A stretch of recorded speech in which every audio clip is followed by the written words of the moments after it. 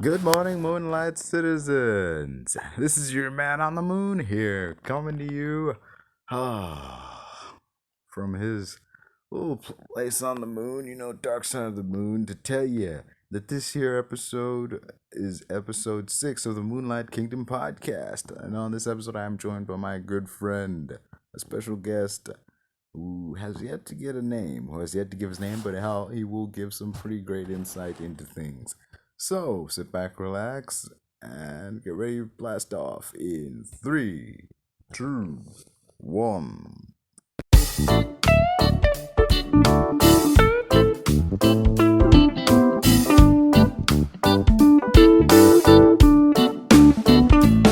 Ants, essentially, just like fuck off. Yeah. So how strong is this Hulk? Very. This Hulk would dust Thanos. I straight up, like, this dude would dust him. Dude, fucking regular Hulk should be able to dust Thanos. I mean, there's what's this? In Marvel Zombies, he like just walks up to him and he splats his fucking head. Like, just Hulk claps his fucking head and calls it a day. Like that's it's for you to be like, oh yeah, this Hulk would dust Thanos. That's why I just kind of, dude, regular Hulk should be able to dust Thanos if he's smart about it. True, but the Hulk isn't smart. It's it's the banner part that gives the smarts. I mean, Hulk isn't dumb. Like, he's not dumb. He's like, in like the initial stage, like, okay, base Hulk, just regular Hulk transformation, he has like childlike level of intelligence. Like, let's say a grade 5. You know? Yeah. Yeah, let's say he's got like a grade 5 level. He ain't dumb. He's just, not as developed as Banner. But, there are some comics where the Hulk can, like, have conversations with people and form sentences and shit. He's not talking in single syllables and all that. So, as time has gone on, he has gotten smarter. He's not Banner level smart, but he is, like, smarter than a 5th grader. Let me say that. Yeah. Oh. Yeah, I see that. I gotta ask though, man, what's your favorite Hulk? What do you mean? What's my favorite? I'm not a Hulk fanatic. I'm just like, oh, he big, he smash, and that's that. Yeah, but you're not a fanatic, but you do know there's like the different Hulks. There's like, oh, there's World Breaker, there's there's Hulk on Sakaar, there's World War Hulk. Like, what's there's Red Hulk, there's Gray Hulk and all that. Like, what's of those ones? Professor Hulk, Savage Hulk, all that shit. You know about all that, don't you? The new one is probably my favorite. Okay, so you prefer the Titan Hulk? Because he's fucking crazy. He doesn't seem to have he's completely unhinged. They're all unhinged. It's the Hulk. Yeah, but imagine the Hulk is hulking out. Like, you've reached the pinnacle of I am unhinged, and the multiverse, because he has that ship, right? That multiverse ship. The multiverse is gonna fucking burn. Like, that is crazy. Like, World Breaker Hulk is like, cool, Earth is shaking. This is like the entire fucking multiverse is gonna know about me.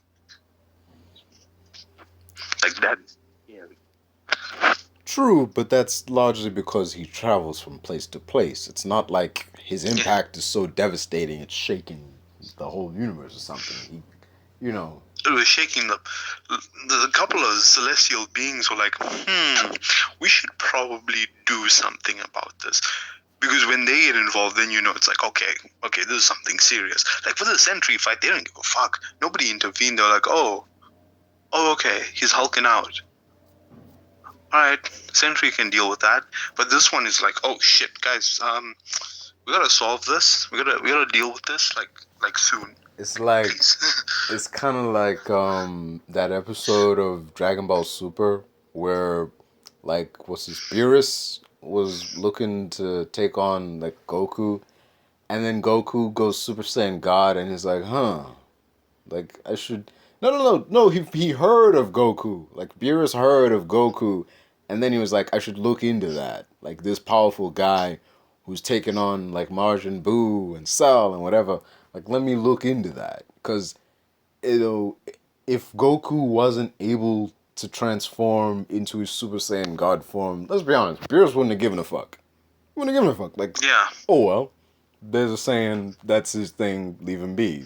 But, like, because he can go Super Saiyan God and then exceed that, like, he has godlike power, so it's like, okay, this should be an interesting fight. I'm gonna go toe to toe with someone who has powers that could potentially match my own. Yeah. I mean, the person that's gonna do it is probably Vegeta, because he has the deposition of somebody who wants to be, like a god of destruction. Yeah. Yeah, he's gotta be honest with you, man. Even the dude himself brought this up, but like, he's kind of cooled as the years have gone on, man. Like, remember back in the day, dude was all about like Saiyan pride and becoming the greatest warrior of all time, becoming stronger than Kakarot. He's still about that life, but like, not to the same degree. You get what I'm saying? Yeah, he sort of cooled off because he realized, like, that's not it. That's not all there is. Yeah. For him.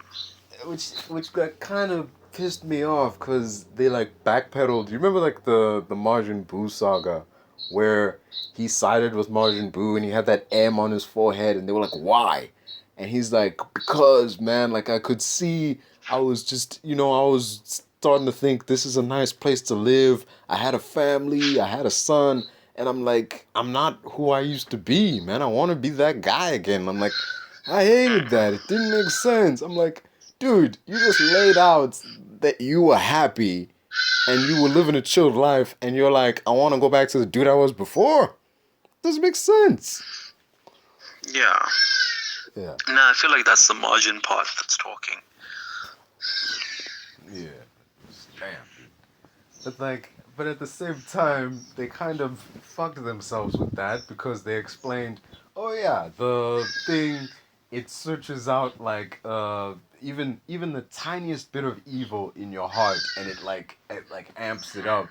So I'm like, okay, so the fact that he was able to be affected, you're telling me he still harbors that bit of evil in him after all this shit? No, it's not you're harboring. It's not harboring. It's like, imagine, like, he arrived, right, and was a good, like, 80%. And then the more and more he got exposed, it, like, goes down, but it goes down to a percentage that's not very effective. Like, it's still in there. Yeah. But, like, that margin thing will, like, grip it and then just expand upon it. Yeah. But goddamn, man. Man, it doesn't work for everybody, because, let's face it, man, that King Deborah was kind of, like, he looked like he was going to be something, but in the end, he was just a guy. Just a guy, man. Yeah, just a guy with a sword. Fucking Trunks could take him, and he too was just a guy with a sword, but... He's just another guy with a sword. Yeah. Also, dude, I think I've brought this up before. Like, I watched Super, and they went back to and like Trunks from the future came back to tell them about, Goku Black. I'm just like, dude, all this time, you had all this time since the last time we saw you, and you are still Super Saiyan 2? Jesus, man. What have you been doing? I mean, to be fair, right, in Trunks' thing, the whole world's kind of fucked. Let's be real. Dude, they was kids. Because the fucking dads were around. Yeah, the dads were around. They were little kids. Yeah, so, what's your point? That's fucking embarrassing, man. They had... Like, it's access to resources and it's access to training. Also, they were kind of flimsy with that Super Saiyan 3 shit. It was like the one transformation, I'm like, I don't like that. Like, can we just move on from that? Yeah. I liked it. It looked cool. I was like, why does he have so much hair?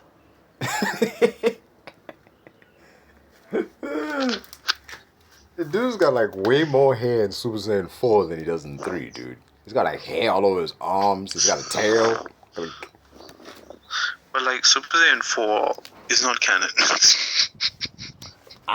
That's, finally you admit it. it's not. What do you mean? Admit it? It's not fucking canon. It's never been canon. They made some shit up that did not come from the man himself. Yeah. Your big thing. Why does he have eyeshadow? That's your big gripe with that? Why does he have eyeshadow? The problem I have with it is that it tries to go back to base form. The base form is just, it's like it's got that elements where like the tail's bit, the fur. I'm like, dude, there's a reason we moved on from that shit. It just wasn't fucking vibing, my guy. Yeah. I don't like it because, like, man, like 3 in my mind looks cool. Like he was jacked. His eyebrows were all like, you know, they had no hair on them, but they were like, you know, big. It was just, he had that hair. He looked like crazy powerful and shit. And it just, the natural evolution from 2 to 3. And then when you look at 3 to 4, it's just like, how the hell did we go from this to this? Where did we go? Why are his arms all furry? Why is his hair like that? Like, I mean, why does he have a tail now? Why does it disappear when he, like, what? Just, oh, Jesus, dude. He looks like he's wearing like a disco shirt, like a red disco shirt with like the open chest and, you know, just, oh, shit. It's like a very like 1970s, 80s like disco vibe. Like, yeah, Goku's about to bust a move on the floor, then hit a sick Kamehameha. Dude. Right as the beat drops, like, what the fuck are we doing? It just reminds me. You've seen Luke Cage, the TV show, right? Remember season 1 of Luke Cage? Yeah. There's a scene where he busts out of jail and he like needs some clothes, so he grabs like the nearest thing he can on this like line of laundry, and he like sees himself in the mirror, and it's like just like it was in the comics. He's got like the yellow shirt with the bright blue jeans, and he's like, I look like a damn fool. Like, because he did. He really did. Oh shit, man! Like I remember when he was like when his friend, like when they were, after it had died down, you know, he cut his hair, he like trimmed his beard or whatever, and his pal was talking to him about it, like, so that outfit you had on, he was like, man, I look like a runaway slave, like just what the fuck? 'Cause okay, I'm gonna be real. It was the 70s, okay? Like, that shit was okay back then. It makes sense to write a character to wear them kind of clothes, because people were wearing that back then. No! Hell nah. Hell nah, dude. Now it just doesn't work. Like, I'm sorry, dude. No. Like, disco is dead, pal. Thing is, dude, a lot of shit has gone down. Did you, have you seen the movie Punisher Warzone? The movie? Yeah, it's got Ray Stevenson in it. I have not. I bring it up because, I found out, like, early this morning. I was, like, literally, like, as I was about to go to sleep, you know, just scrolling through social media, I found out, Ray Stevenson passed away. I was like, like, what? It's like, oh, damn. Like, because he was in, like, The Punisher, Three Musketeers, Transporter. It was, like, he did all this stuff. He was in Thor. He was one of Thor's buddies, the big guy with the beard. And because I'm just thinking, like, damn, man, he was in all these fucking movies. He played all these characters. He did them really well. And, like, now he's passed away at, like, 58. I'm just thinking, 58? Oh, Like, that's, yeah, dude, even I was thinking something like, wait, 58? That doesn't seem right, man. Like, seems a little young. Like, dude, 58. It's way too young. Yeah, it's weird. Like, just, because normally if you heard, like, someone passed away at, like, the age of, like, 86 or whatever, it's like, yeah, he lived a life. whatever. 70s, okay, yeah. It's sad, but like you can see, like he still had a lot of life. He lived a lot of life, but like when you die in your 50s, it's like okay, nah, it's gone too soon. 50s and lower, it's like, nah. Yeah, like this isn't right. You had like a lot more years left in you, dude. Like, but yeah, man, just the thing. Apparently, originally when he agreed to be in the MCU, like he said that he actually expressed interest in playing Emil Blonsky in the Incredible Hulk movie, and Marvel were like, Oh shit. we already got a guy, but how about you be, one of Thor's buddies in this Thor movie we got? Like you could be him instead. And he was like, okay, sure. Granted, I mean, looking Tim Roth, I will say this about Tim Roth. He plays the part well, but just dude, he's shorter than Edward Norton. Just that shouldn't be the case. I mean, he's not big. The thing is, Emil Blonsky in the comics is a military guy, right? He's this military man. He's had decades of experience, and you would expect him to be like, and Bruce Banner is he's just a scientist. He's just this meek scientist. If they got face to face, like Blonsky would dust Bruce Banner, and he would be more like physically imposing. But then you get Tim Roth, like regular old Tim Roth, and his CGI abs stepping to like Edward Norton and his actual abs from back then. Like, I mean, oh, dude. Plus, like the fact that when you get to a point in production, it's like we have to CGI abs onto this guy. Maybe maybe he might not be the dude for the part if we have to CGI abs onto his body. I'm just saying. Guys, this is not working out. Please. Yeah, like, and Ray Stevenson, if you've seen Ray Stevenson, he's a big dude. Holy crap. It's like, when you see him in Punisher Warzone, it's like, dude is the spitting image of Frank Castle from the comics. I shit you not. It's based on this Punisher comic also called Warzone. Dude, look at the two images side by side. It's like the same fucking guy. Slick back hair and everything. Like, damn. They really found the perfect guy for the job. Damn. I just, I hate that he's so good in that role because... Dude, this sounds weird. I hate that an actor did a good job in a role, but like I really do. I hate it because the movie didn't make that kind of money. We're never gonna see him play the character again.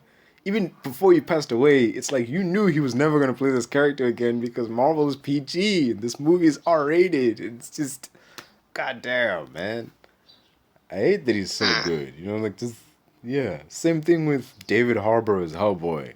I hate that he's a great character trapped in a bad movie because as great as he is, we're never going to see it again. More often than not, they're either going to do another reboot or they're going to do Hellboy 3 with Ron Perlman. I mean, he's old, but like, I think he can still go. Like, like, put some makeup on him. Give him some CGI abs, I mean, we've come a long way in CGI technology, man. We can convincingly put abs on someone now. I wonder if WWE will consider like CGIing Vince McMahon to make him look like 20 years younger. You saw his face, right? Shit. You saw his face. What the fuck is bro doing with his life?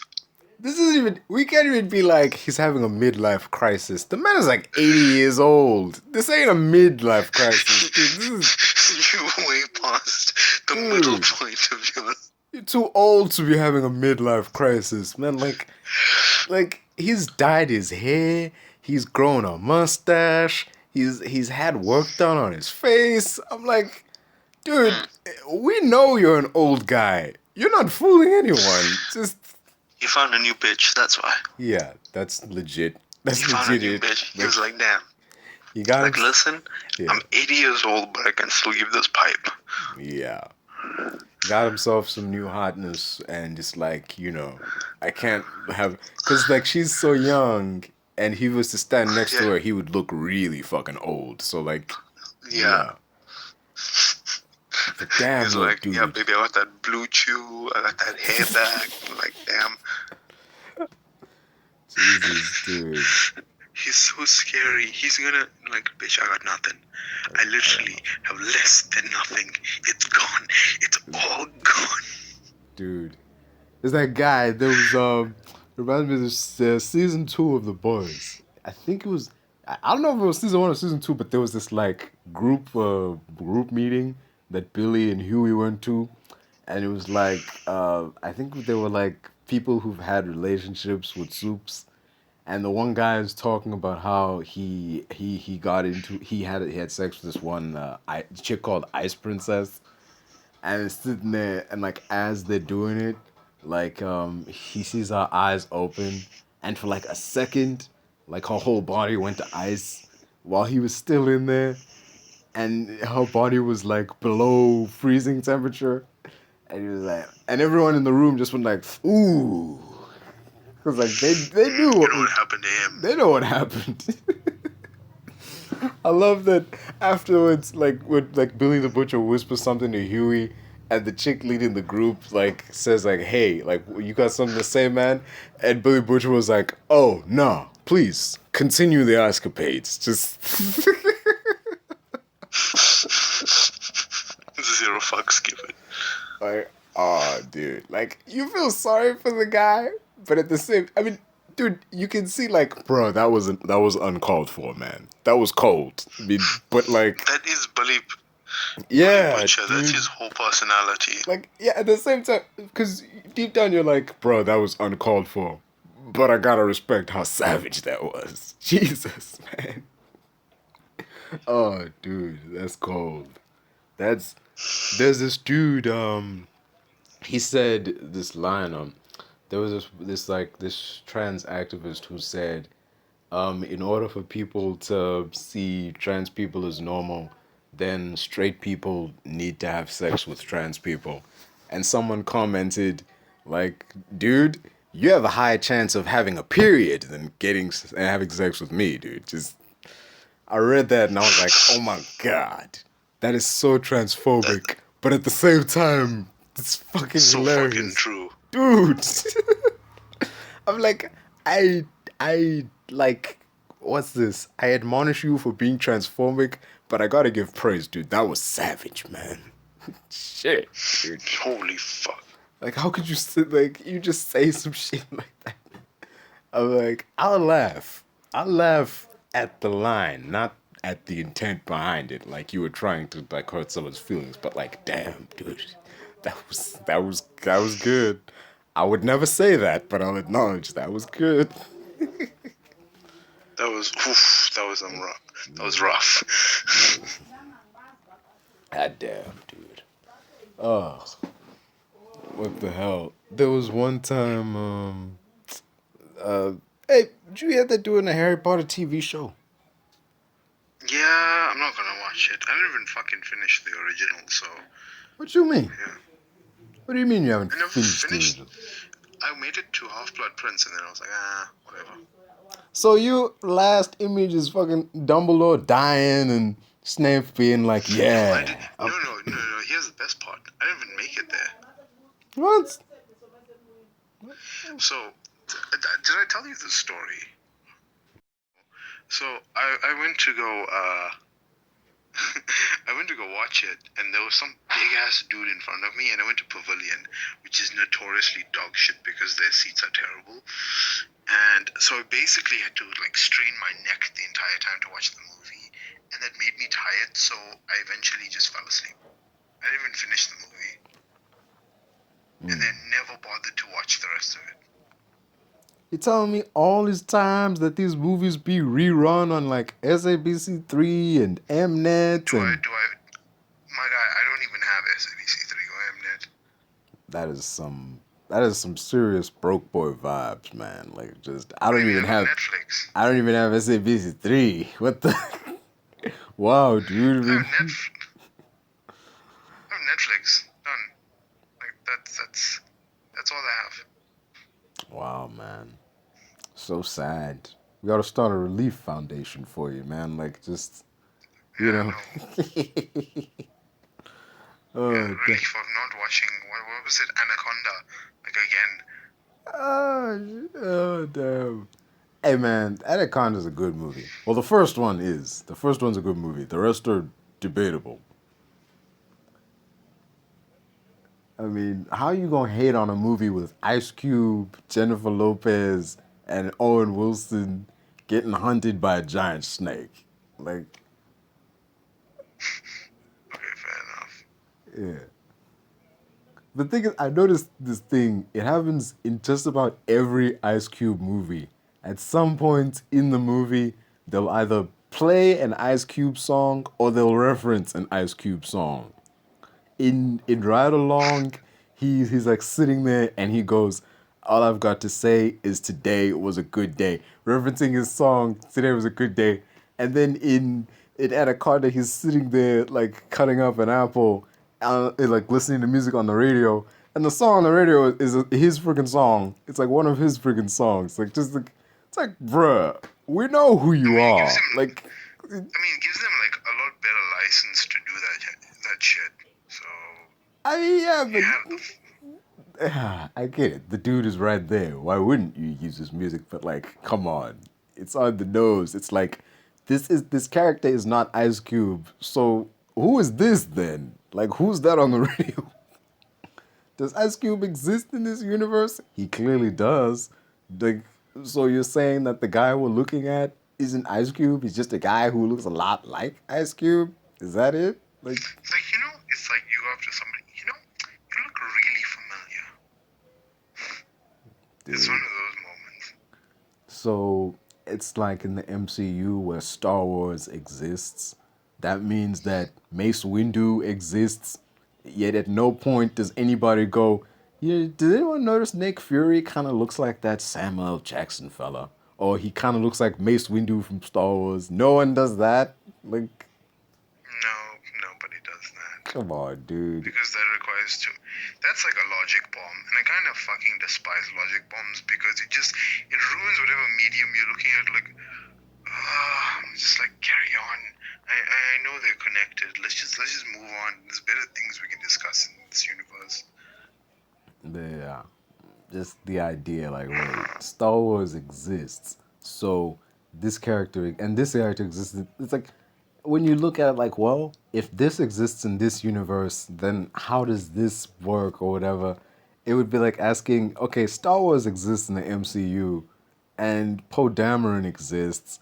Why does no one tell Steven that, you kind of look like that guy who plays Poe Dameron in Star Wars? Like, just, yeah, they wouldn't. Like, because, okay, honestly, they wouldn't even talk to him. He's kind of a loser, but still, aside from that, there's no point in mentioning it. But yeah. But dude, though, man. Here's another thing that doesn't make logical sense. You've seen the Uncharted movie with Tom Holland and them. So at the beginning of the movie, when it's like panning across the room, there's a Naughty Dog sticker on like one of the character's suitcase. Leads people to ask the question, wait. This is an Uncharted movie and there's a Naughty Dog sticker on the thing. Does that mean Naughty Dog exists within the world of Uncharted? Like, see, this is the kind of thinking that makes New Rockstar so fucking boring to me. Because he asks like really obvious questions, but when you think about it, it's just dumb. It doesn't help you with like moving forward with the story. It's like, oh, so the Naughty Dog. It's obviously just a reference, guys. It's just a sticker. You do not have to I know you guys like overthinking over there in Marvel, right? But we do not have to overthink over here. Like this is like yeah, it's because I remember you and Molly used to tell me about him, and then I watched his shit and I'm like, this guy has nothing else to do with this life, does he? that's pretty depressing, man. Like, how you gonna throw dude? That's some serious shade, man. Like, what the hell? I Yeah, mean, that is shade. I am giving him shade because when he like analyzes certain things, like sure he'll get a couple references, but then he'll go so deep into shit with just like, why you? Sounds like a waste of time. Sounds like a real waste of time, my guy. I get that there are those moments where you're like, dude, I'm pretty sure that's just an Easter egg. It doesn't mean anything. Yeah. Yeah, there are those moments, but it's not so many that you're like, okay, man, stop. This is getting ridiculous. Like, it's never that much, you know. That's the part that kind of put me off about him. It was just like, nah. Yeah, Not for me. an Easter egg, if done well, is something that works in the context of the film, but like only a diehard fan would see it. You know, like would get it. Yeah. You know, like for instance, this isn't a film; it's a video game. In Dead Rising, which is a Capcom game, there's a store called Jill's Sandwiches, and it's a reference to this line in Resident Evil where like Jill almost got crushed, but she was saved last minute, and the guy was like, wow, you were almost a Jill sandwich. Thing is, that's like okay, sure. If you weren't a fan of which because Resident Evil's a Capcom property, it's like oh, okay, I see you're making a reference there. You'd have to be like a diehard fan to know that, but to the casual viewer, Yeah. it's just a sandwich store or whatever. Yeah. A bad thing of that would be in the Resident Evil Welcome to Raccoon City movie, where like the character of Jill Valentine's sitting in a diner and she like snatches a sandwich and the guy's like, hey, and she's like, haha, Jill sandwich, munches it down. It's like, really? Like, that didn't even like, oh, I see, you're trying to reference the Jill sandwich line, but except that doesn't make sense here. Like, just Except you're doing it in a really corny way. yeah, just it's the line for the sake of saying the line. Like, we need to find a way to force this line into the script as opposed to, you know, just have it in the background or something. Yeah. But you were saying, like you were gonna say. What was I gonna say? Oh shit. Like I mentioned like good Easter eggs, Jill sandwich and referencing one thing, whatever, and you were like, I don't know. But anyway, like it'll come to you, man. Don't worry. There's Oh, yeah. it was Zemeckis Cube. It was Zemeckis Cube, and this part really annoyed me. Right? You know, Bob Zemeckis is like one of the guys who did Back to the Future, right? Yes, I do know that. So, I was watching Ready Player One like years ago with this friend of mine who's like, quote unquote, very hardcore when it comes to like gaming and like movies and stuff. So I was like, there's a portion in Ready Player One where the guy like solves this Rubik's Cube and he's like, and he throws it up and he's like, the Zemeckis Cube, and I'm like. And the dude says nothing. And then I look at him, it's like, do you know what that is? Like, no, I have no idea. It's like, do you not know Bob Zemeckis is? And in the previous scene, they were driving a DeLorean. He's like, oh, look, it's the DeLorean from Back to the Future. I'm like, you know the see, DeLorean, like, the but you don't know Easter Robert egg, Zemeckis. like a minute later. Yeah, that's thing is, the DeLorean is an easily identifiable thing, but like you know to say like oh the Zemeckis Cube, you know, freeze time or whatever, that it's not. Even people who haven't seen Back to the Future can tell you what the DeLorean is. They know the significance of that car. Even people who aren't fans of James Bond know his car. They'd recognize like, oh, that's the Aston Martin. I think Yeah. I love that whole battle sequence in Ready Player One. Like just I love that shit. That is an awesome movie. I enjoyed that whole sequence where they're like driving the DeLorean and he pulls out the rocket launcher from Halo, and no, the machine gun from Halo, and then like pulls out the chainsaw machine gun from Gears of War. Like, dude, I fucking love that shit. I was like, goddamn, that's the thing. Like, that's the thing. Oh shit, I'm very much, dude. I'm easy to please. I'm there's the thing, and he's using it, and it makes sense for him to use it. I'm happy, you know? Like, I jumped for joy when freaking Namor said Imperious Rex in Black Panther Wakanda Forever. I'm like, yes! Okay, He that said was the fucking thing! cool. I'm not gonna lie, when I watched that, that was like, oh shit. Exactly, dude. Like, exactly. Because in that moment, it fit. It made sense for him to say that. And he said it in like this boss way. I'm like, yes! He said it! Fucking finally. Yeah, man. Like, You damn. fucking said it. Oh, dude. I'm a very much he said the thing guy. But I'm like, I need you to provide a solid reason for the thing to happen. You can't just Yeah. have a guy roll up in a DeLorean and then roll out. Like, it's like, oh, okay, there's the DeLorean, whatever. Like, just, but if you have him drive the DeLorean as a way of winning this crazy street race and show that it can hover and, you know, the doors slide and he can use it to, like, collect coins in a sick way, it's like, oh, okay, it's more than just a car. It's, you've used this car specifically because it's this car, you know? Oh, yeah. Yeah. Totally. I mean, then it makes sense. There's an application to it. But if you just fucking, like, the part about Ready Player One, about that fight scene that really got to me, is that this is a gamer's movie. Like, what I know gamers for is grinding disgusting amount of hours to do something.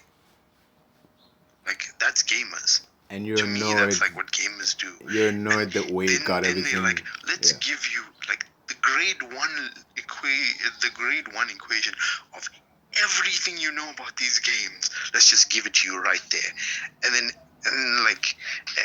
I look at it. I'm like, you're not pleasing me with this. I'm a bit more different. Like, in terms of that sense, I'm like, I'm not the guy, like, he said the thing.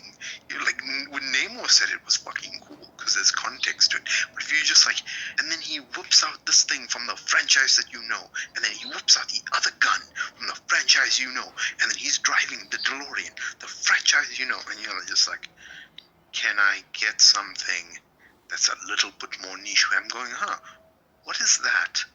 And then I go and I look, and it turns out it's like some rare item from a video game. And it's like, okay, that makes some fucking sense. That's pretty dope. But, like, I'm not the guy that's, like, easy to police. Like, do you know how many lines in Scott Pilgrim were straight up taken from, like, StarCraft? There were references to Quake, the video game. There were references to fucking Warcraft 3, which is, like, such an old school, like tactical RPG. Like that's the shit that I was like, wow. I know, dude. I watch the movie like once a year. It's yeah. I know there's like a bunch of lines in there. Like, there's even bits of dialogue that sound like ordinary dialogue, but they ain't. They're references to other shit.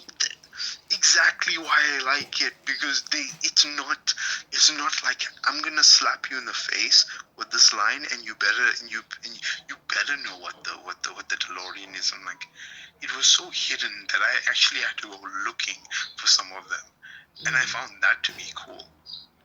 Yeah, it's to say Scott Pilgrim is technically a comic book movie. But the way in which it's made, it's not made like a comic book. It's made like a video game. Which is what makes it so fucking cool. Yeah. And it takes you three mediums and smashes it together and says, here you go. Yeah, because the hero has, you know, like, he's got villains he needs to defeat. He has a boss fight. And, you know, there's progression. You know, he does get more effective at dispatching the bosses as the game goes on. He has weapons and, like, upgrades and so on. So, yeah. Not upgrades, but, like... Oh, yeah. It's more like a side-scroller beat-em-up, basically. Yeah. When the fights happen. So, yeah. It works that level. Yeah. And in some side-scrollers, you can tag out and bring in a new partner, or... you can switch characters. Like in the moment when that chick came out of the woodwork and tried to fight Scott. Oh, the lesbian chick. Yeah. That was so funny. That ending was weird. It's like touch her on the back of the leg and like. It turns on. What How do you know this? I went through a phase of just like, what? When I first saw that, I was like, wait, what? Yeah. Dude. Because honestly, I'd seen the movie, like the first time I saw the movie was like a long time ago. I didn't glean that Ramona and this chick were a thing. I thought like she was mad, like I don't know, you stole my best friend from me or some shit. But then it was like, when she said the line, like I went through a bit of a phase. I was like, wait, oh, Shit. okay. Oh shit. You ate. It's like that. No, because in the moment when she said it, it was like, oh, that's what that means. Oh, okay, that's what that means. Now it makes sense now. Like why she's so pissed.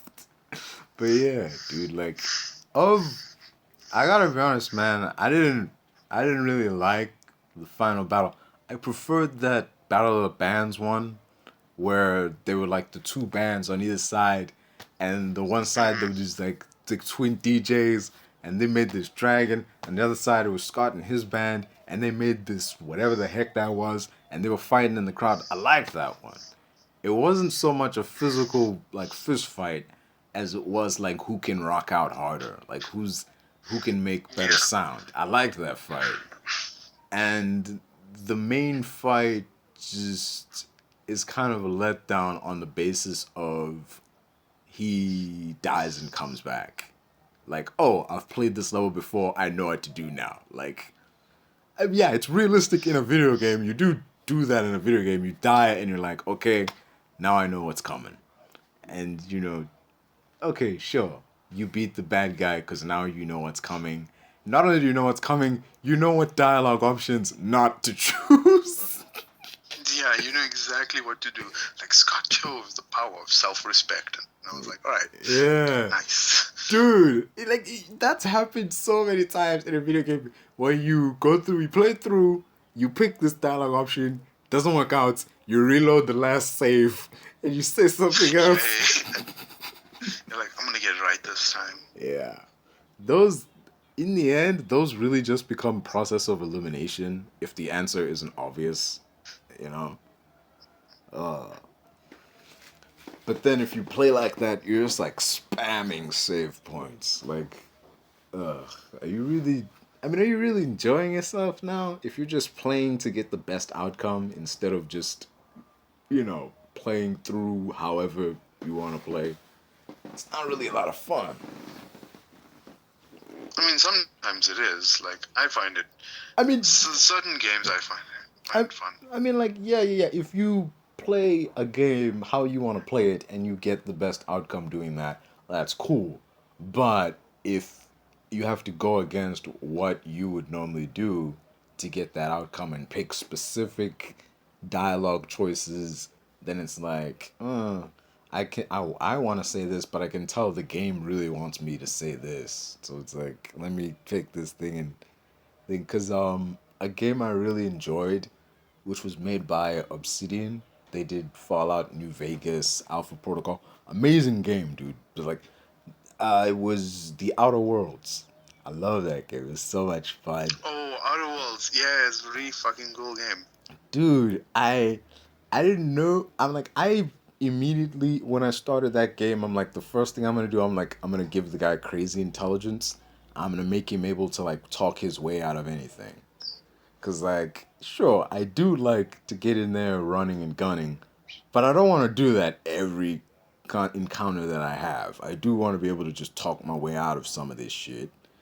Because, I played Alpha Protocol, and I saw, like, in a lot of those, like, dialogue options, there would be dialogue choices you couldn't choose because, like, oh, you hadn't built up your conversations enough. And this was by that studio, so I'm like, okay, I'm going to max out his conversation skills so that I have the option to say whatever. like, and it worked. It was effective. And I found out there's a bad ending you can trigger if you purposely make your character stupid. Like, Oh if fuck. if intelligence is low, right, and there are like dumb dialogue options that aren't there any other time. Your intelligence has to be like low. You have to put like no effort into upping that, and there will be these dumb dialogue options that present themselves, and you'll just be like speaking in single syllables and saying and like I don't know, like a lot. And just there's this moment where you have to, like, dude, I kid you not, man, it's fucking hilarious, but like see it on YouTube. But there's this final moment, like halfway through the game, where you're like, all right, you're piloting the spaceship with what's left of humanity stashed inside, thousands of pods of humans waiting to be reawakened, and you need to like steer the ship to like the nearest, inhabited planet. You need to calculate coordinates and shit. If you're really smart, you'll, you'll calculate it no problem. If you're okay level of smart, you'll get the ship's AI to do it. And if you're like really dumb, you'll wing it, and like you'll just wing it, pilot it yourself, and you'll end up like using faster than light speed travel to drive right into the friggin' sun. Just like, oh, and then it's like game over. That's it. Credits roll and everything. No reload, last save. Just that's it. The end. Credits roll. What the fuck? What the hell, man? It's like they knew. It's like they knew that people don't value this shit. So we're gonna, like, put in a band ending there and fuck them. Like, oh well, that's what you Yeah, get. fuck him. That's what you get for being a dumbass. Dude. But yeah, man, dude, like that game was like, I'm not usually for games that give you like companions and have to go on quests and shit, but that was a pretty solid game that did that, man. It was a lot like Mass Effect in the sense that you picked what companion would go with you on that particular mission, and like depending on who you pick, they each have their own strengths and abilities. Like, the robot, the alien, and like the regular chick, and like there's a mechanic or medic, and one guy's a sharpshooter or something, and you had to pick wisely. I always made sure that regardless of what loadout I was picking, that the robot went with me. Because, like, sure, the other guys could shoot, but like they could get shot also, and their health goes down really quick if you don't like upgrade it in like skill trees. But that robot, yeah, the robot would get shot, but it takes a while for them to go down. Plus, there's a lot of problems that they can just solve, whereas you would have to like, oh, I need to upgrade this level of skill to unlock this lock. The robot will just be like, no, and like you're in there. Yeah. It's like, yeah, it makes sense. It's like it makes sense to have that companion with you. It's very, smart.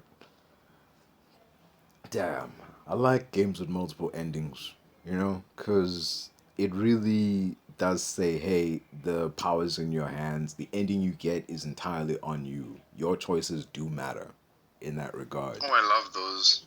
I love those games. Yeah.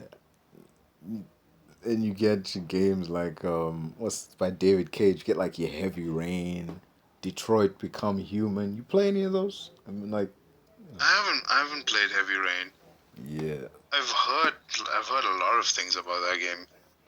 Yeah, you've seen the memes? Jason. Fuck. Dude, I have. I swear that guy only recorded like 3 lines of that, and like 3 times of that, and then said, screw it, just play it on a loop then. I'm not saying Jason 10 times over. And that's why you just have Jason, and just play that shit on loop. Just, oh, damn. It's bad, dude. Just, oh, man. It's, they said, like, if you want to have fun playing a David Cage game, because, like, he has you doing some meaningless shit. Like, there'll be a moment, and, like, we were playing this dad, and he'll be like, objective, put your clothes on. Next objective, go brush your teeth. Next objective, like, go take out the trash, or something like that. Welcome.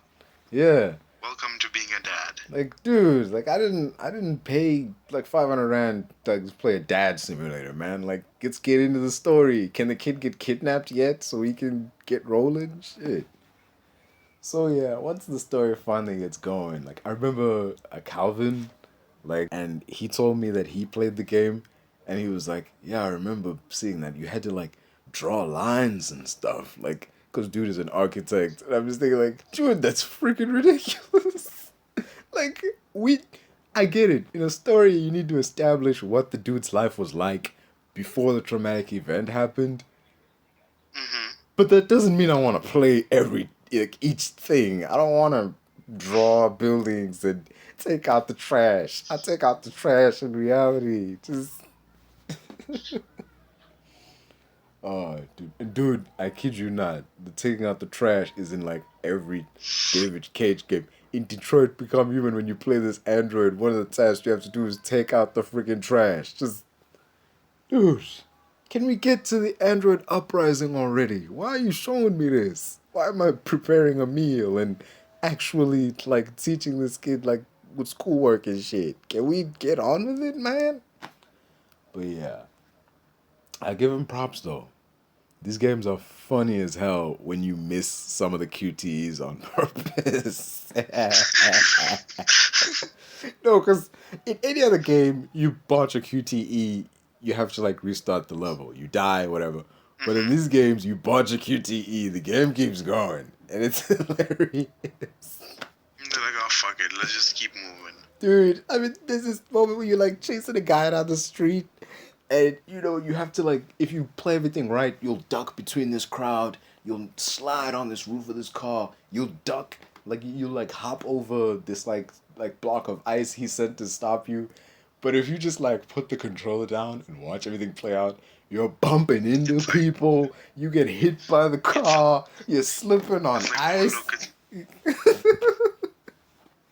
Dude, it's hilarious, man. You gotta look like Heavy Rain QTE fails. It's hilarious, dude.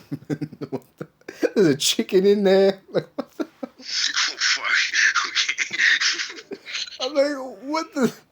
Because normally when you play through it normally, by the time like you know the chicken comes into play, you've like already made it past. But because you botched everything, you've like slowed down a bit. So by the time you get to that level, Hmm. then like you're running past, and he's knocked a guy over. This crate of chickens fall over, and your guy runs into it, and you just hear like, just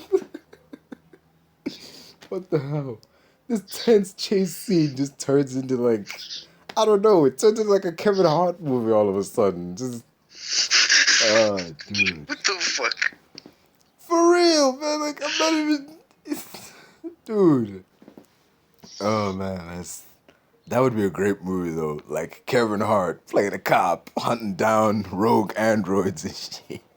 Chasing him through a grocery store, tripping over ice, and the chicken flying out of nowhere. Oh, man. Oh, good old David Cage and his quick time events. There's the, oh my god, I just remembered one. This one quick time event where nothing bad happens. You know, all that happens is that you know the action just loops, but like the loop itself and the noise that the characters are making implies something else is going on. Cause there's Oh yeah. a scene in the Order 1886, which isn't really a game. It's more like a very, very long cutscene. But yeah, there's this like QTEs thrown in every now and then. There's this one at the beginning where the guys are trying to arrest you, and you're like bent over. You're like bent over like a well that they've been dumping your face in, and the guy tries to arrest you, but you struggle, and you have to like tap a button to like struggle completely, like your other arm, because like and the thing is, if you don't, it looks if you just leave it, and the guy's like, "Ugh, ugh, ugh, ugh." He's like hunched over this thing with like one arm face forward, and the one guy's trying to grab his arm like right behind him, but he's got his other arm, and he's like leaning forward, like trying to reach, backing up, then resetting. reaching back. It's like, what the? I know they didn't plan that. They didn't plan you to just leave it there idling. But dude, this looks so wrong. Just. Oh. I love those scenes in games. Like, this is fucked up, but I find it funny. Yeah. Oh man, video games, our happy medium.